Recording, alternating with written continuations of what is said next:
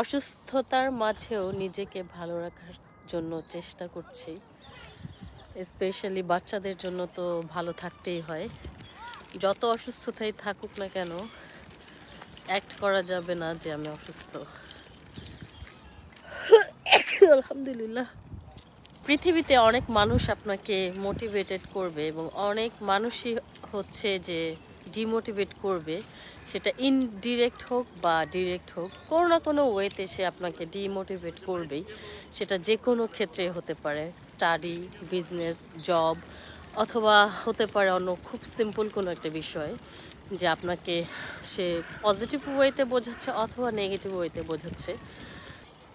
অবশ্যই মানুষের যে কোনো কথা আমরা আমাদের লাইফে নিয়ে এটার প্রভাব বিস্তার করি, প্রভাব পড়ে, এটাই সত্যি। কিন্তু যে কোনো নেগেটিভিটি থেকে নিজেকে সরিয়ে রাখার জন্য একমাত্র শক্তি কি জানেন? এই একমাত্র শক্তিটা হচ্ছেন আপনি নিজে। কারণ আপনাকে কেউ পুশ করছে কিছু করার জন্য, বাট আপনি এনি হাউ সেটা করবেন কি করবেন না সেটা কিন্তু আপনার বিবেক থেকে, আপনার মন থেকেই আসবে।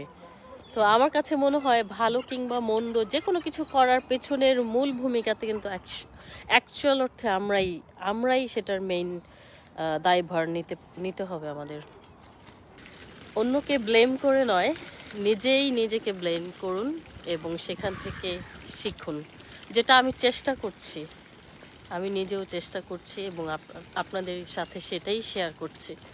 যারা আপনার শক্তির কারণ, তাদেরকে আপনার লাইফে এনিহাউ কানেকশনে রাখার জন্য যা করার সেটা করুন। কিন্তু যারা আপনার পিছনে লেগে থাকে অলওয়েজ, কিংবা কোনো না কোনোভাবে আপনার জন্য আপনাকে টেনে নিচে নামানোর চেষ্টা করে, তাদের থেকে দূরে থাকুন। তাহলেই দেখবেন রাস্তাগুলো অনেক সহজ।